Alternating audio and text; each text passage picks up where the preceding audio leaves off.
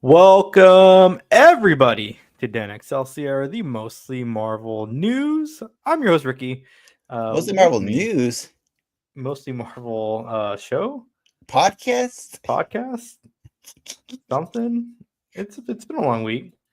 It's been a long week. It's been like a super long week. Fair enough. It's episode 173. We're gonna talk about Daredevil, right? Like, what's that? Maybe Invincible? Talk about Daredevil and maybe Invincible? I'm down to do the Daredevil for sure, but I think we would be doing our listeners injustice if we didn't talk about the season finale of Invincible, and the penultimate episode of Harley Quinn was this week too. We're doing a disservice if we do talk about Harley Quinn. I'll just say the Lex Luthor showed up, and it's now a third. Same. It's now a third voice actor because they replaced Giancarlo in the what is it, Kite Man show? Yeah, with Lance Reddick. Yeah, awkward. And so like when they started talking about like we need to get Lex to help beat Lena, I'm like, oh no, did they get Giancarlo back? They did not. They got the guy from Suits. I forgot to look up his name. Harvey? No, not him. It's a different character. Oh, it's not Harvey.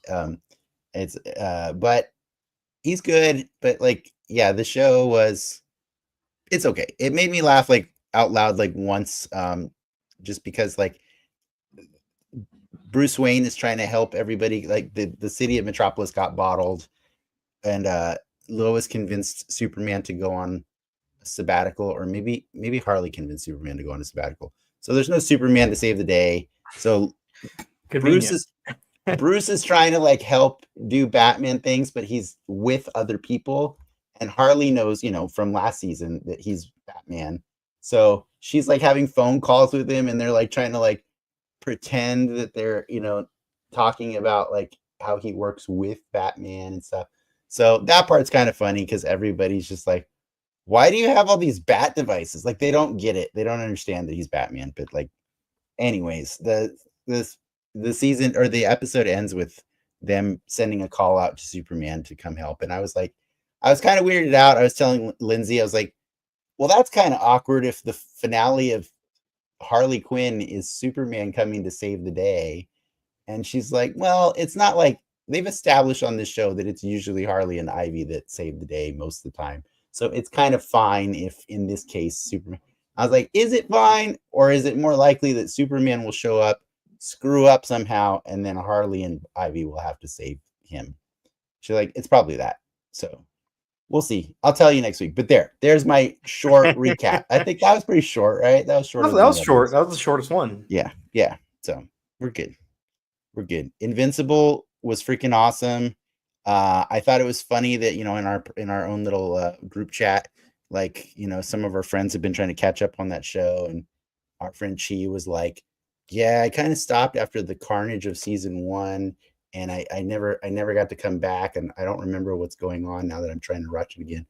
And it's funny because like I just wanted to say today, more carnage. Yeah, just more carnage. That's your fault for not watching, I don't think you should keep watching. Well, I don't know. I think that was just that's the thing that he remembers the most about that season. But yeah, this season was the Viltrumite Conquest showed up at the very end, and he just carnaged the crap out of Earth. He just did the thing again. He did the thing that Omni-Man did, where he just grabs Mark by the head and just drives through people. There's like a whole beach full of people, and he just goes right through them like a bus. I like it when he bitch slapped Oliver. Yeah. It's pretty cool. Adam Eve, spoilers. She on screen seems to die and then we remember, if you ever watched her Adam Eve special, she's her powers actually will protect her in super dire circumstances, but like normally they're suppressed, and that's why she can't do all the awesome things that she used to be able to do as a kid, because somebody like suppressed her, because otherwise she'd be able to like just melt you, you know what I mean? Like that's like she's literally can just alter the molecular structure of anything. So but yeah, no, it ends with a cliffhanger, and I've been hearing that like the cliffhanger at the end of this show is actually confusing a lot of readers of the book, because it's something that never happened in the book. Yeah, I heard about that. It's something like lost pages, right? That they had on the back burner, but it never appeared officially in a book. Right, it's that Hellboy character, right? Yeah. Yeah. It's not as if this is coming out of nowhere.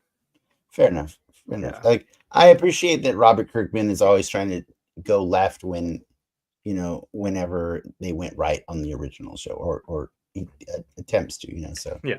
But it was a fun show. It was really fun to watch. Like, I do think the one problem with that show is that the time in between seasons is really They're getting hard. better. Next one's next year. Yeah, I heard. As opposed to 2 years. Yeah, but it's fun. Like, I wanted to talk to you about them, but I know you're still catching up on them. But you read the book, so I am probably going to pick up the collected volumes at Comic-Con this year, because it's on my list. Yeah, there's like just 3 big omnibuses, right? Like, it's 3 volumes. You can get the whole story of Invincible in those 3 books. So yeah, my wife's like, you just get it digital, and I was like, I want the book. Yeah, I kind of want the book, right? Like, that's like, do you not understand comics? Like, that's but yeah, it's a good enough show that I enjoy that. But that's most of the things I've been nerding out on, aside from playing more of that god awful Suicide Squad game with Clark. It's rough, but there are some juicy moments. I did get to we got to the part where the Flash turned evil, and then my suspension of disbelief just started breaking all over the place, because like, I'm like, why are we still alive? Yeah. Why are we still alive? And then like Lex Luthor shows up, and I was like, and the Flash wants him, and I'm like, well, we can't stop him. We can't stop him from doing anything to Lex. Like, what is this? And then he kills Lex. He just rips his heart out, like, without even seeing it. And he's like, Lex just dies, and the Flash is holding his heart. And I'm like, see? Like, what? Like, and so I guess like the whole premise of the game is that for all the hours we've been playing, the Suicide Squad is of such inconsequence that like Brainiac's soldiers or lieutenants don't even really care if we live or die, you know what I mean? And I'm like, that's getting kind of dumb, because like, we do keep foiling plans, you know what I mean? So like, eventually just send the Flash to kill us, and then we're done. Like, there was like some silly fight where we had to fight the Flash, and he just literally just kicked all of our asses, and it's like, like, I don't, so I do like the game, but it's built on shaky ground. I'll say that. That's I mean, that's any comic story, right? If the Flash wanted to do a thing, he could do the thing. Right, but it's usually because he's good that he won't. You know what I mean? Yeah. So like, the idea is that the people who are like known for being good, like, Batman, Wonder Woman, the Flash, Green Lantern, and Superman, are now bad. Like, that's apocalyptic right there. You know what I mean? So but I'll keep playing it just to see, but the gameplay is really bad. It's really bad. So I don't recommend you jump in on that one. I know you're thinking about it. I haven't downloaded. I know you're thinking about it. Don't join us. It's good. I've actually been itching to play the Division again. Honestly, I've been itching to play Gotham Knights again, because that game's way better. Oh. Not the same. It's the same game, isn't it? Like, no, because it uses like all the mechanics of Batman, all the Batman mechanics. Oh, okay. So you have all the good combat, and you have the good stealth missions and stuff like that. So like, you can do stealth takedowns and use fear scare the enemies and stuff. Like the combat in Suicide Squad is literally just shoot stuff. You just jump around from building to building and shoot stuff. That's it. And that's what makes it like dumb. Yeah. And the targeting is bad too. So anyways, what have you been nerding out on? Let's see. Severance. I have not watched today's episode, but that show takes like a weird left turn in episode, I guess 8.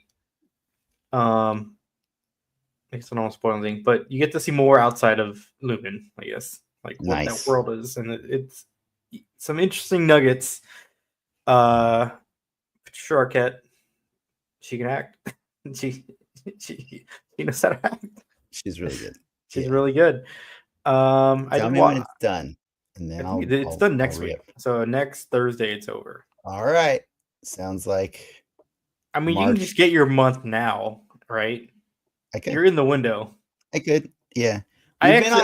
We've been on a DC kick though, so we've been watching a lot of DC shows and movies and stuff like that. So I kind of want to keep it though, because I want to watch the Studio, the new Seth Rogen show. Okay, cool. Aside from Severance, the usual Malcolm episodes that are holding up well. I got my Spider-Man today. I pre-ordered my Maximum Spider-Man, and I pre-ordered my 77 Spider-Man. I see you got some icons. I did. The collection has grown. Is it 2 now? No, I have an Aquaman over there. Oh, so 3? Yeah, the Joker was actually loose. No accessories, so I'm kind of bummed about that. But Lindsay convinced me to support my local toy stores and comic stores, so I got him for $10. He was $10, and then this one I ordered with a gift card. John Stewart, he's great. He comes with a lot of cool accessories. But yeah, I actually pre-ordered the Spider-Man too. Like I've lifted the Maxim or the. I lifted the embargoes to get the 77. But I actually did pre-order the Maximum too, just to see. I feel like I've heard some dangerous things from Hasbro about if these tariffs actually do happen, they are threatening to raise the price of Marvel Legends by 50%. Oh yeah, 100%. Like that's gonna happen.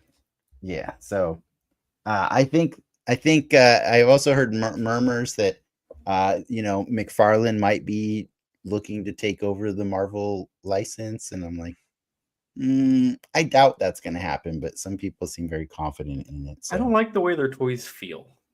No, they don't feel good. They feel weird. Yeah. I learned a phrase from, I went to Ninja Exchange this week. It's in Carlsbad. They basically bought out like the second floor of an old department store, like a Dillard's or whatever. And they converted it into their own Frankenstein's style smaller experience. Yeah, it's smaller because it fits in the like an old Dillard's or something instead of a giant warehouse. Is it? I like to go to Frankenstein's maybe once or twice a year. I rarely buy anything at Frankenstein's. Yeah, I didn't actually buy anything there this time, but what I did do is we were just going around mostly to promote my art, like see if there would be places to promote my art, or maybe like consider having a booth to sell art, or maybe do workshops or whatever. And so we were just kind of like getting the feel of the place. But in the process, we met this guy at like Morphin Time Collectibles or something like that. His name's Joel. And, he asked me, is there anything you're, trying to collect? And I was like, no, not at the moment. And then Lindsay's like nudging me. She's like, what about DC icons? And I was like, oh yeah. I guess I'm kind of looking around for DC icons. And he's like, oh really? He's like, which one? Those are the 6-inch ones? He's like, yeah, those are pretty cool. He's like, I think I got a couple of them back home, like if you want, and so like I ended up showing him like my art and stuff, and he's become like a big fan of mine, and he's like, he decided he wants me to have them because like he's like, they're better with you than with That's cool. with me. And so he offered me friend discount, basically. Like To retail.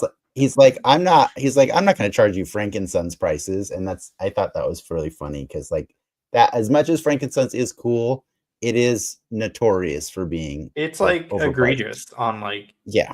I think the only thing I've ever bought in there actually is my Cosmic Ghost Rider. Yeah. And I paid, I think retail for like 40, right? 40. I think I paid 60 for it. Which whatever. Yeah. The bigger one. But man, dude, I do not recommend people buying stuff. Yeah, I don't think I bought stuff at Frankenson's when I went there for the one time ever for my birthday a few years ago. But it's cool to see all it's of a cool that place to stuff. go Like, if you want your Comic-Con fix. But I will tell you this one in Carlsbad, they're a little friendlier on prices. They have a store that's dedicated entirely to Lego. Like bricks and minifig? They got lots of minifigs, and they got lots of Lego stuff. There's like a store called Bricks and Minifig, like Lego resale store. Yeah, I know about that one too. It's down in San Diego. But I'm saying like at the Ninja Exchange. So you should check it out next time you come down. It's pretty cool. They're only open on Friday, Saturday, and Sundays.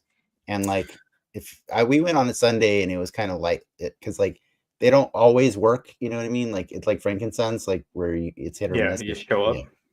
Yeah, it's hit or miss if like somebody's going to be in their booth or not. So, but it's pretty cool. Like if you're a collector and you're into like, like what it reminds me of is Akihabara in Japan, where I went to a building because I wanted to go see toys, when I was in Tokyo. And the coolest thing was I found, on a Google search, I found this store that was in Akihabara. I went there, and I went to the store. I went inside the building, and it was like, it blew my mind, because it was like not just a store. It was like 7 or 8 little mini stores inside the building, right? And they were all selling the same anime toys or the same Marvel Legends or Mafex and all these things. And I was like, but you're selling the same. Okay, you're selling the same. Everybody's selling the same things. And so like, it was crazy to me. And like, it becomes like this place where you're like, wait, do I have all the power? Because I can find the best deal. You know what I mean? And then I was like tired of that floor, and I go over and I'm leaving, and I see there's an elevator, and I go up to the second floor, and it's more of the same thing. And there are 7 floors of this thing. Granted, the 7th floor was all dolls. It was like, like old school, like, giant porcelain dolls. But it was like 7 or 8 stores that were all selling dolls. That's like this doll floor. But it was wild to me that there were 6 floors, and at each, the higher up you went, the more they were undercutting the guy below them, like downstairs. Yeah, like they want them to go down. Yeah, they're like, please come up here, And so like, yeah, that I went to that before I ever went to Frankenson's. So Frankenson's was a really cool experience to see that it's basically a collective of every comic store within like a 30-mile radius. All goes there to create a mini kind of like Comic-Con experience, right? Like it's kind of like it's the same thing. Yeah. And it is just a little higher price. And so Ninja Exchange, they do the same thing, but they have signings there like every month and stuff like that. I'm not going to say they're super famous people or anything like that, but they try to have events, for people to come to and draw out a crowd. And the funniest thing to me is like, it's in a mall, right? So like, it's like 2 doors down from comics and stuff, which is just like, I hate comics and stuff, dude. Well, good. Then don't go there. Go to Ninja Exchange. Like the worst comic shop in San Diego. Go to. It's just a Funko Pop store. Go to the Now or Never Comics downtown San Diego. That's the best comic book store. Gotcha. Have you been to Arcade Monsters? I haven't. That's opened up last Comic-Con. I forgot I went there last week before we recorded our show. It is amazing. Is it more like, have you been to Coin Op downtown? Yeah, it's way better than Coin Op. Way better. Okay. I like Coin Op a lot. Yeah, it's way better. More game focused, I imagine. Way more game focused, but they got booze there too. Yeah. But it's a 2-story building. Yeah, it's where the Godzilla thing was. Yeah, I think so. Yeah. That's right. How I know my building's downtown. It's like, oh, have I done a Comic-Con thing here? Yeah. It's we went there for a date, like the Tuesday, the same day we saw the premiere of Daredevil last week. Yeah, it's pretty cool. But anyways, I think that's enough nerding out for now, unless you got more to talk about. But do you want to do news? We can do news in a second.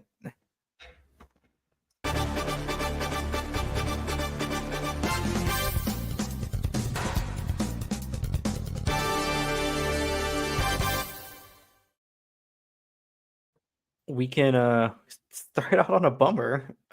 Did you get to watch the trailer for the new Stan Lee documentary? I did. Stan Lee, the final chapter. Oh man, that was rough, man. That was very rough. Is it finished though? I thought I saw a video that's like asking for help to finish the movie. It's not. Yeah, it's not finished. Okay. It's on a Kickstarter right now, and then they're basically raising money to get it pushed out. Yeah. Finish it. But man, that it's like the last 5 years of Stan Lee's life. They document him. Documented by his assistant, who was just there. Like, he didn't have enough power to like stop the things from happening. Supposedly, I don't know. I feel weird about that. I'm like, you're his assistant. You just so for me, I went to the local comic book convention in San Antonio when I was visiting my dad down there. I just happened to line up. Here we go, and Stan Lee's there. And I mean, it was just very sad.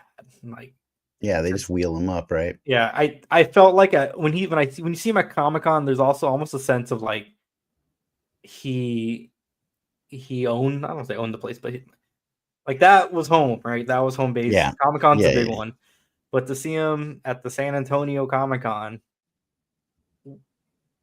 very visibly tired, and people who just kind of like, I don't want to say don't appreciate him, but just they appreciate what he's worth. That's what they appreciate. Kinda, yeah. It's like sign this, sign that. It broke my heart then. It's very exploitative for sure. Yeah. And so like it's sad to see that that's, the reality is that he was being massively exploited, and maybe people will be a little bit more forgiving of him for essaying his nurse for that last year, No, he didn't essay as SH. Sorry. Well, he might have essayed. I'm not sure. Did I make it weird? Did I make it weird? It was I'm with her. It was a massage. Oh, okay, gotcha. Yeah.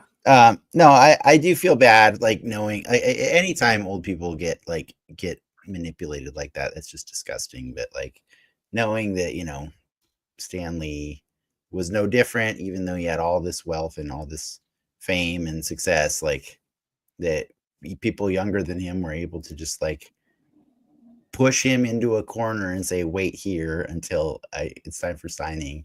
And he's just stuck in a room with a bunch of merch. Yeah. It's really gross. It's gross. So I saw that too, and I was like, oh man, that's not something I'll be watching anytime soon. Is it wrong to fund it or no? I don't think it's wrong to fund it. I think the truth should come out. But I think any of us who have been to comic conventions in the last like 10 years, we know what they do, Yeah, I mean, it's not to like knock. Obviously, Comic-Con's you've been fortunate enough to go for so as many years. I've been fortunate enough to go so many years, but it really is the best for multiple reasons. And above any con that I've gone to, they treat their talent good. Yes. Yeah. It's a celebration. Unless you're the Lizard. Yes, unless you're the Lizard. But it's a celebration. It's a big hurrah every year. Whereas the other ones. Yeah, what you're gonna say is or what I was gonna say is I do like sometimes, like when you see the Star Trek people, you like roll your eyes a little bit because you're like, what are these prices you're charging? Like it's crazy. But I honestly feel like they're just future proofing for themselves, right? They're trying to get that money now so that nobody's exploiting them when they're like 80 years old, because So I feel bad for every time people sneer at the Star Trek people because they know their worth, you know what I mean? And like that's cool. I think it's awesome everybody that shows up and gives out free stuff or signs everybody's book no matter what, but like your time is valuable and I think it's important to know that no matter what profession you're doing. And so I really do I am saddened when I see things like the great Stan Lee being manipulated, and he probably wasn't even making that much money off of that, right? Like he even said, like, I thought we were done doing these, like it's like he could have been happy just sitting at home watching TV and flirting with his nurse, but instead he's got to be being pushed around at conventions for the rest of his natural life. I mean, yeah, he was there till the end. Yeah, so I'm sad for them, but I'm also kind of happy to know that like the Star Trek people are over here getting that money and while they can, because they know that their fame is finite. And so yeah. Oh, for $500 you can pledge and get a Los Angeles tour with the director. He takes you to Stan Lee's favorite places. Maybe it'll be that hotel. What hotel? Where that incident happened. Oh, okay, gotcha. I see. No, I'm good. But I do think it's an awesome and noble thing. I think the truth should always be out there, no matter how damning it can be sometimes. Yes. I promise when we make it big, I won't pedal you around. Famous last words. I get doxxed tomorrow. All the skeletons come out. All the skeletons come out of my closet. There it goes. I'll just cat's out of the bag. I actually can walk.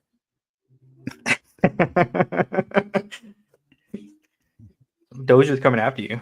Sometimes I just joke with my wife and I'm like, what if I just got up out of my wheelchair one day and started walking? And she's like, I would be so mad at you.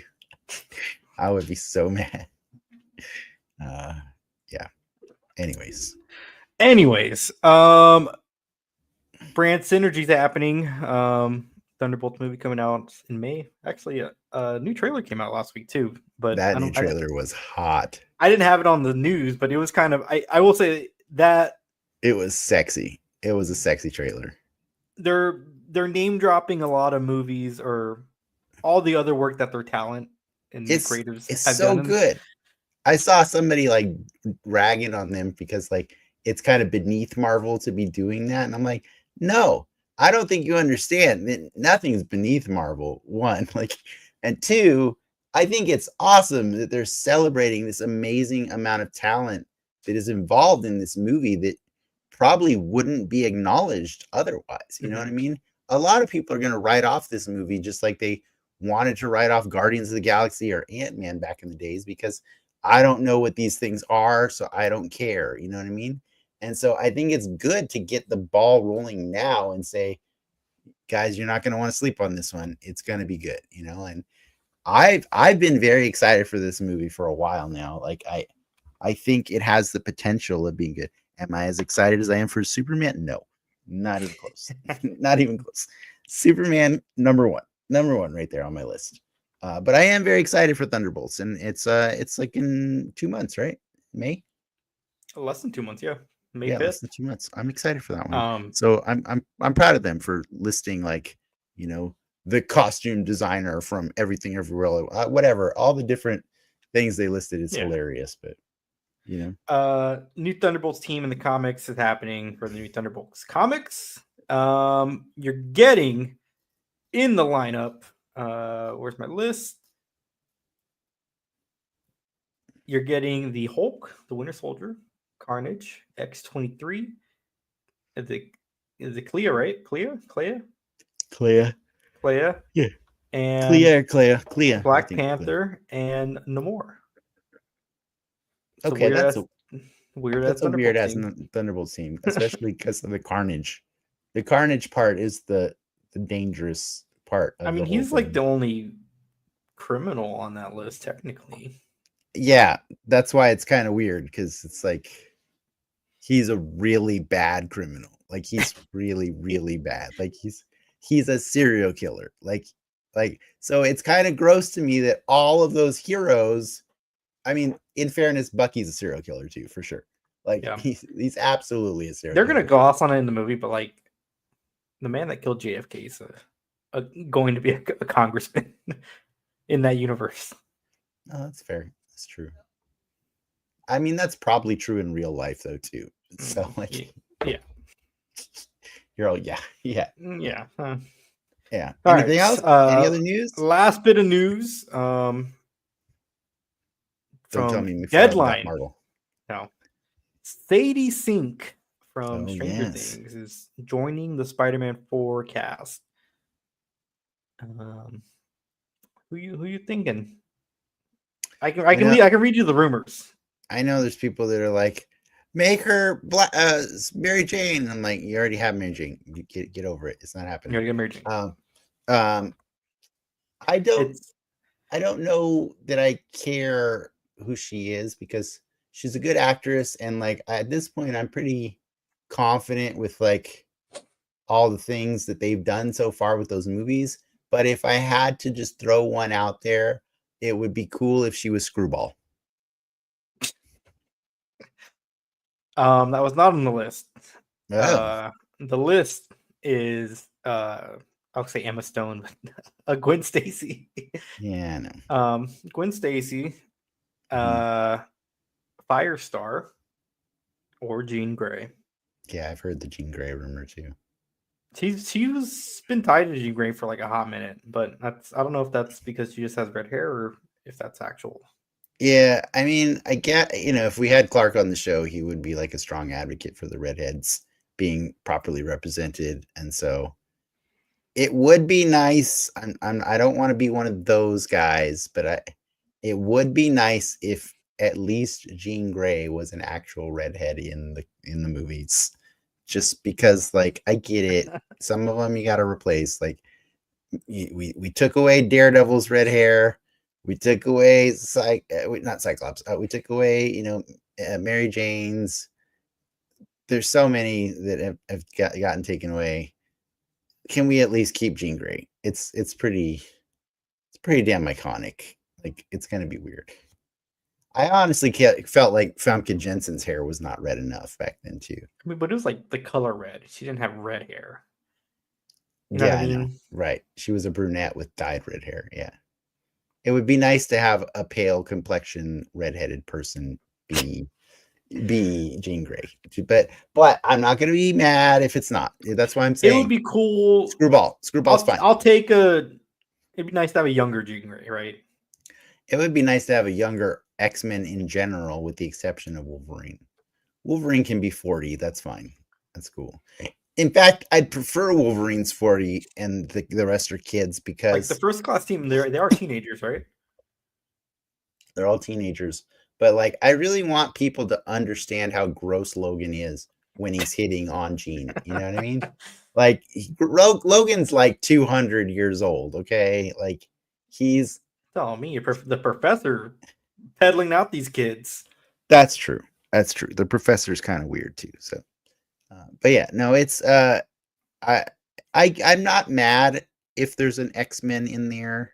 I know Sony likes to really spice up their movies to make them like really special, like by having things like that. So we might know more soon. Yeah. So CinemaCon's at the end of this month, and Sony has a pretty big block at the beginning, where these types of announcements tend to get rolled out.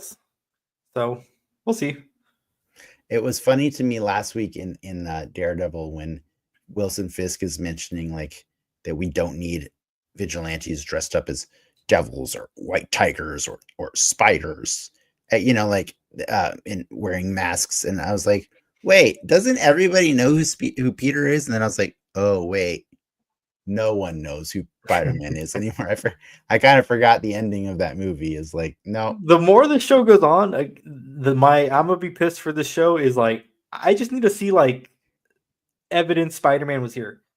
You got it from Kingpin. No. Like you go to California Adventure, right? At Disneyland, Avenger Island or whatever the hell it's called. There's like little webs everywhere. That would be enough for me. Like, Fair enough. Show me a spider bot. Yeah, we'll see. I look forward to your I'm a piss getting worse and worse every year. Yeah. But did I segue us enough into what we should be talking about? I think you did. All right, let's.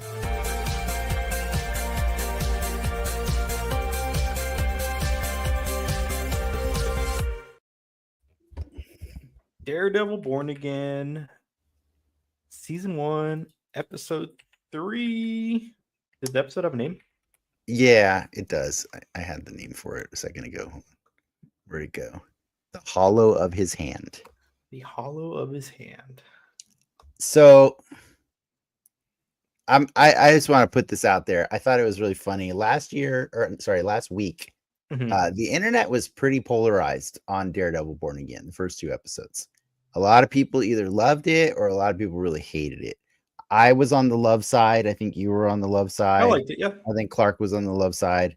And a lot of people were hating. But the funniest thing about this week is I can't find a single review that's pissed off about this episode. And it's almost like you just let it breathe a little longer and you get to see the direction it's going and you get to put your hand over your mouth and say, oh my God, like this show went hard this week and they never even had Matt do Daredevil shit. You know what I mean? Like Matt did lawyer stuff. That's kind of a cool. I mean, it's to get that out of the way. The takeaway from this episode is they can make a cool Daredevil show without Daredevil in it. Without every episode having Daredevil action. Yeah. I honestly, like, that was something that Clark and I always looked forward to back in the old show, and we rarely got it, right? Like the old show was kind of afraid to do an entire episode that was just the courtroom. There's very little fighting in this episode. Yeah, there's like almost no fighting in this episode. There is an awesome scene where Matt is confronted by the cop that he beat the shit out of last night, or the previous night, in the bathroom at the courthouse, and he pretends to not know that's him when he walks in the room, and he's like, "Who's there?" And the cop's like, "Right, dude. Like, I don't know how you did that, but like, you're not getting away with this." No, yeah, that whole episode is just Matt's entire trial, defense of Hector Ayala, aka the White Tiger, played by Camar de los Reyes. And I think that guy he does a great job of selling his character through that whole episode. But Matt is, he said it before several times, I'm a really good lawyer. I kind of question that statement of his because he likes to say it a lot.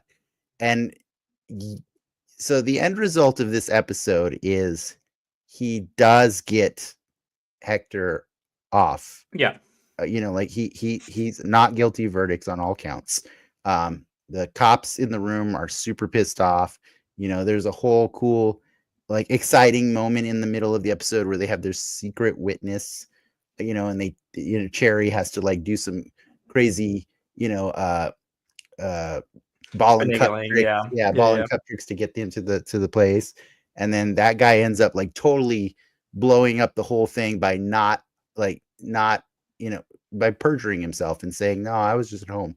And so then you're like, what's going to happen? What's going to happen now? And then Matt throws a curveball. And if we remember last week, he insisted he convinced the judge and the DA that they could not use any hint of Hector Ayala being the White Tiger vigilante in the courtroom because it would taint the jury's complete understanding of this defendant. And once everything is gone to shit, he curveballs it and he just says, like, but this kind of thing that you do where you're saving people's lives, it's not a one-time thing, right? It's your normal thing, right? Because this is you, right? And he pulls out the mask and he completely unmasks this guy in front of everyone in New York City. And I question in that moment right then, are you a really good lawyer? Because like, okay, you are, if you're judging how good of a lawyer you are by how good you are at winning cases, okay, I think fine. that's how you do that. Yeah. But is he a good human being for doing that is the question I ask you, Ricky. Like, did you get butterflies in your stomach the second that happened, like for the fate of Hector Ayala? Yeah, well, because they built it up. That scene was really just shot really well, but the storytelling, the world building, and then the groundwork again last week of them like, yeah, we can't use this. It was really cool. I mean, I understand the pickle he was in, so I don't think it was like as egregious, but to still Knowing that he's Daredevil, that makes it even worse, right? I mean, Like, but well, I guess one person in that room knows he's Daredevil, but everyone else doesn't. no, but I'm saying for a vigilante who has his secret identity to go and out another vigilante's secret identity without concern for the repercussions that could follow. I know a lot of the internet like was doing reaction recordings of like them watching the last few minutes of that episode where Hector puts on the mask again and goes out. He hears a woman screaming. He starts heading in that direction, and then a person just steps out, puts a gun to his head, and kills him, and then walks away wearing a Punisher logo on their chest. And two things are funny about this to me. One, that people were surprised that would happen to him. I mean, Matt completely ruined this guy's life, right? Even say they didn't murder him at the end of the episode. We just learned that the mayor of New York City is running a campaign or ran a successful campaign vowing to stop all vigilante justice.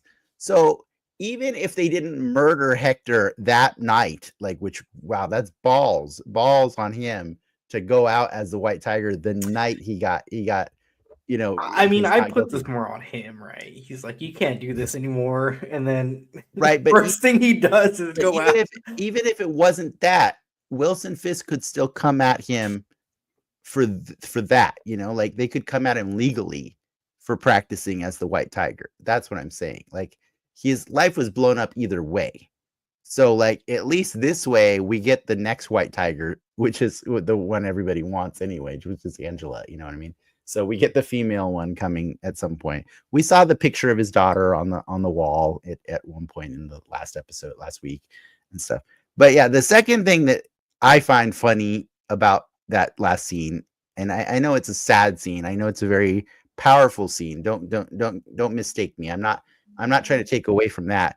But the thing I find funny about what happened after that scene was viewed by so much of the world was all of the internet theories speculating that was the Punisher. Do we not understand that that's not the Punisher? Look, I for the casual, we're not this.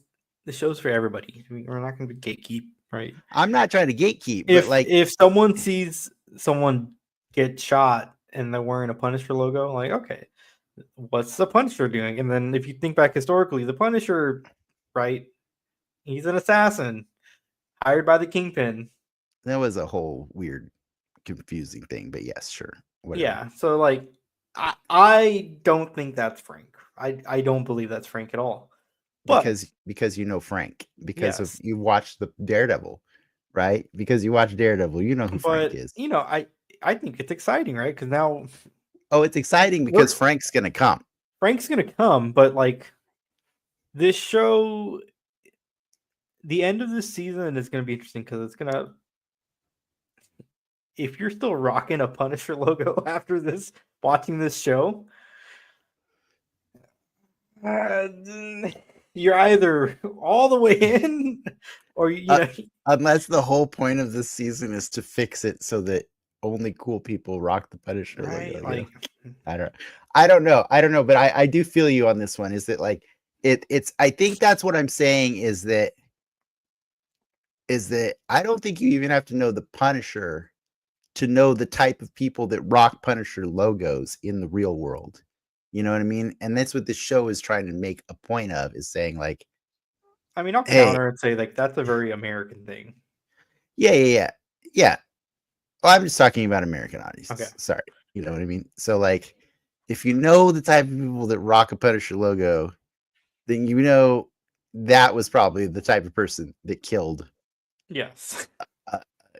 a Puerto Rican immigrant superhero who has no powers other than his magical amulet, which, by the way, Well, he wouldn't be an props. immigrant, would he? He's I Puerto think Rican. he's, That's still are you still an immigrant if you're Puerto Rican?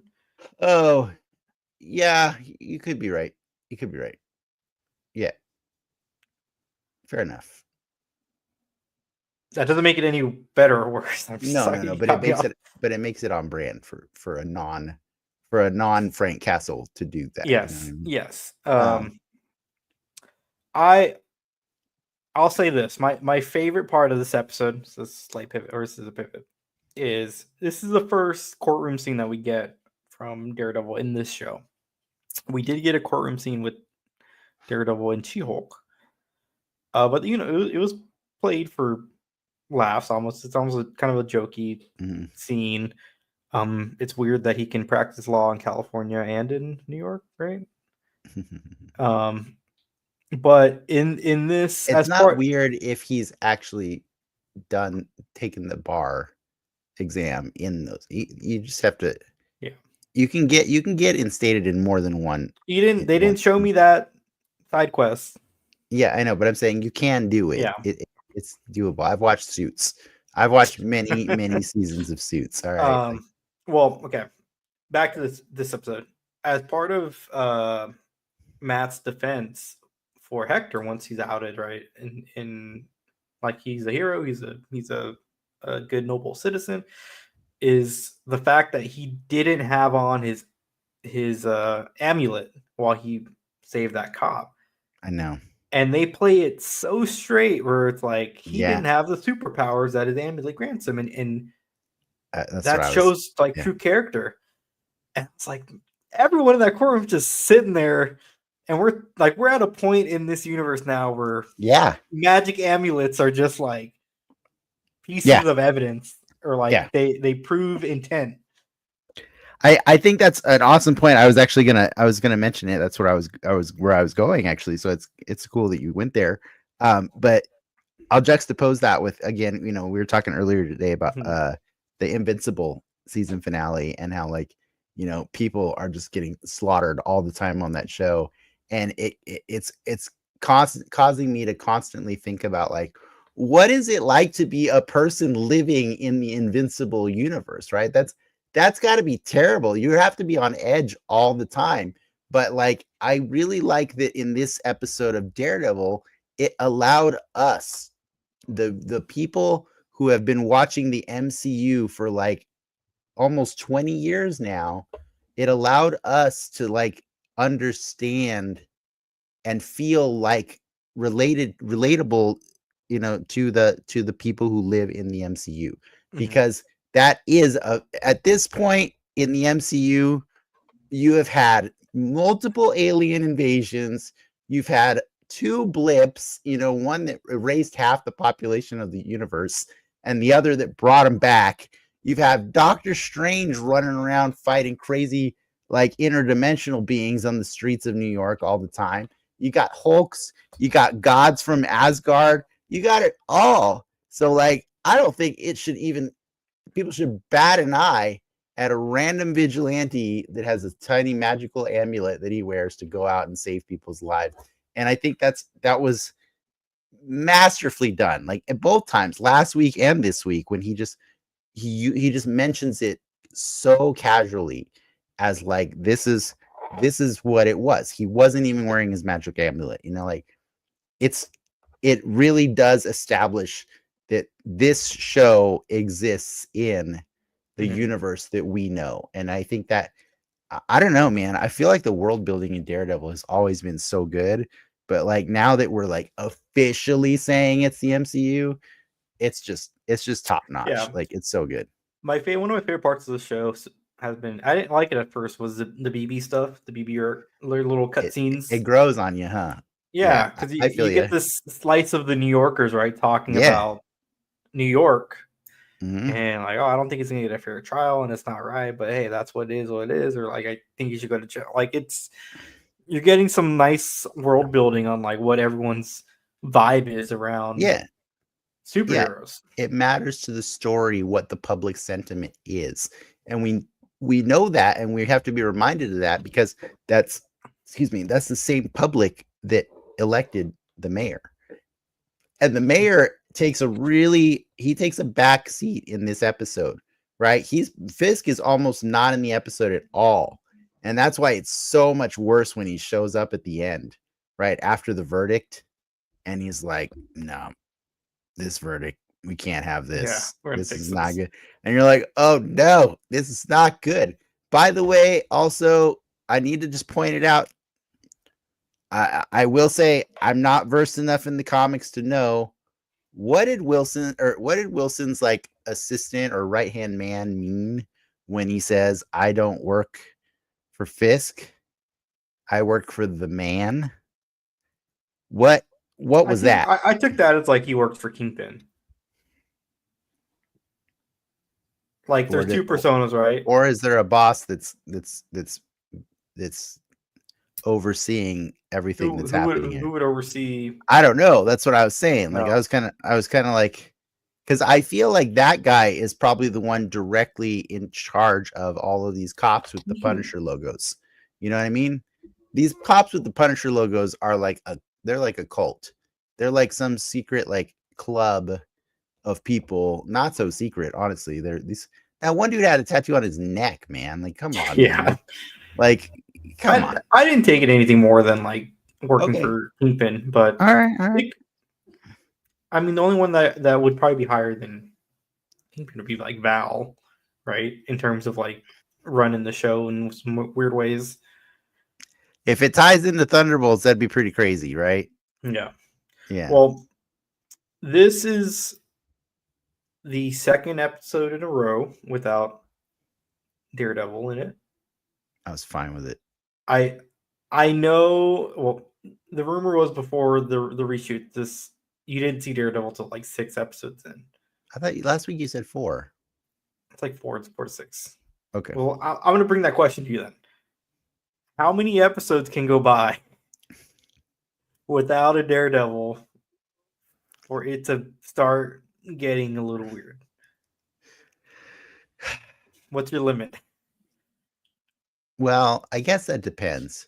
Do we consider the black bandana around his head to be Daredevil? Yes. Oh. I'll allow 2 more. 2 more? Yeah. I don't want to knock. I really did like this episode a lot. Yeah, no, this episode's great. What they did. Yeah.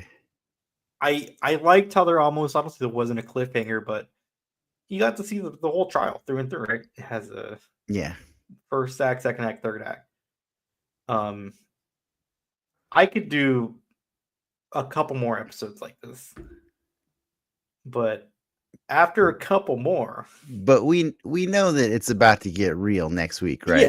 Because here's the thing you got to remember. There's multiple characters. Matt has multiple like things going on, right? He's got Daredevil, but don't forget Matt's other character is also Catholic guilt. Like, and Catholic guilt is a son of a bitch, and it is gonna weigh on him hard next week, right? Because I really feel like this, Matt's is just the whole point of this show is like Matt and Wilson trying really hard to fight their nature, right?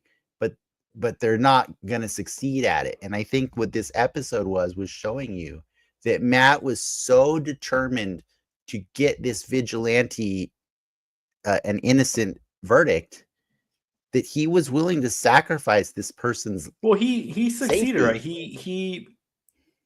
But at what cost, right? At what cost? Yeah, that's gonna be the that's next episode. That's next episode. But he did the thing, right? He won the legal way. He won in the courts, and I can see the justification. Like, hey, maybe I'm doing this guy a favor because like he should not be doing vigilante stuff because I'm currently retired, right? So he should have hanging up too. I know. Well, he's trying to convince himself, right? Like, yeah. Yeah, But yeah, but but yeah, but let's remind ourselves, what is the purpose of Daredevil? yeah. Daredevil exists for when the system fails, Exactly. right? So the system's gonna fail, Well, it or did has fail. failed, It did did fail, fail. yeah. Um, so now he's gotta play dirty. I mean, the system really didn't fail. It's just like I mean, he's acquitted. he failed. He Yeah, failed him. yeah, He failed that guy. The Catholic guilt is strong with this one. I'm telling you, he's gonna do some things. So that's why I don't see too many more episodes going before Matt has to go into the briefcase or into the suitcase and get something out. He's gonna get something out. Like, it's gotta, even if it's just sticks and going around jumping on buildings without a mask. I don't think he can resist it much longer. It's he's gonna we've super glue that horn back on. especially if Frank Castle shows up. Like, if the news reports at the beginning of the next episode start with a man wearing the Punisher logo assassinated Hector Ayala or was seen doing this, it's over. Frank's showing up like soon. You know what I mean? Maybe not next week, but definitely in 2 weeks. So, and I know Frank is not gonna. It's not gonna be fighting Matt. He's gonna be fighting Daredevil. Or wait, no. The trailer was actually Frank and Matt, huh? Yeah, they're And buddies. They're no, buddies now, right? no. But I'm saying, did Frank know Matt was Daredevil? Yeah, he does. He learns that, right, by the Yeah. end of the. Yeah, we'll see. We'll see. I'm excited for it. I really do love the angry internet has quieted a lot from this week because, I mean, like, ending the episode, the credits of this episode, man, with the Kokies, the frogs that Yeah, Hector that described. was rough. That was rough, man. You know what makes it more rough? Did you know that this actor, like, there was Yes, he died. Yeah. there was a dedication last week for him. He Mhm. died 2 years ago. He died in 2023 of cancer. And that's really sad. But, like, I think the really interesting thing about that is, like, last week a lot of people were giving, this show a bunch of shit because it's a little too heavy-handed with the whole Trump parallels, right? Mhm. Like, with Fisk, being a criminal and becoming the mayor of New York City, and all the people, speaking the rhetoric that we would probably hear in that situation. But as a reminder, this show was written so long ago that the guy that played Hector Ayala has been dead for 2 years. They wrote all that Fisk stuff way before Donald Trump was even our president. You know what I mean? Like, and that's once again Daredevil showing you Yeah, but I mean, the it's all way the the direction of our world. Kingpin becoming the mayor is not a new. That's from the comics. Yeah, I know, but Yeah. what I'm saying is, like, Yeah, those people are it's dumb. yeah, People are dumb. it sounds like a gatekeeping a little bit. People are dumb. It's nice to, like, with this show and with Echo and whatnot. It's like, MCU's coming on 20 18 years years, 18 years right or now. 18, but, like, Yeah, that's a legal adult. yeah. Or no, 17 years. 17 Yeah. years. Oh, that's not a legal adult. It's not legal. It depends on your states. It's true. But In the states that rock the Punisher logo, it's definitely legal. It's cool to have, like, this piece of entertainment that kind of grows with you in terms of maturity, right? Yeah. You can have your, I don't say Captain America, then you do some cool themes in that last movie, but you can have your fun superhero punching, but you can also fix it as a lens for, like, But in fairness, shit. Yeah. in fairness, that is what Daredevil was back when it came out also. Mm-hmm. Like, so that's why I feel like when you compared it to X-Men 97, like, I don't think it's really grown up. I think it's a different creative team running it. So pace is a little different, like, shots are a little different, but, like, tonally it's still Daredevil. Yeah, it's the same flavor. It's the same show from before. It's just, More MSG. Yeah, a little bit more MSG, but they had the balls to do an entire episode without Daredevil, and it was good. It was a really good episode, and I so far, I just love this show so much. I can't wait to do this for another 6 weeks, man. Like that's so cool. It's awesome. So, I don't mind if we keep meeting just to talk about this and Invincible's gone. I'll give you a 5-minute summary of Harley Quinn next week, but honestly, after next week, they're all gone, and it's just Daredevil. Daredevil. And I'm fine with that. Are you gonna play DC Dark Legion? The phone game? Yeah. It just came out. It looks so bad. It came out 40 minutes ago. No, you can do that, and I'll play Fortnite. I'll try it for a minute. Yeah. Do you see Fortnite is gonna have Lara Croft, and I think well, they've been had Lara Croft. They have a new one, a new Lara Croft skin, but they also have Duplicate is a free skin starting tomorrow that you can earn. So everybody is going to be Duplicate in Fortnite, and that is going to be super cool. It'd be cool if the number changes. I know, right? If you could change it kind of like the numbers on the football skins, how you can just change it to the number you want, or if it just changed depending on how many are in your team, whatever. That'd be cool. Sorry, I just wanted to throw some other nerd news out there really quick before we wrap it up, but I'm good now. We can stop. Right. I'll go play DC Dark Legion, and then you go play Fortnite. Okay. And we'll be back next week for Daredevil. And with that, true believers, RIP Stan. Enough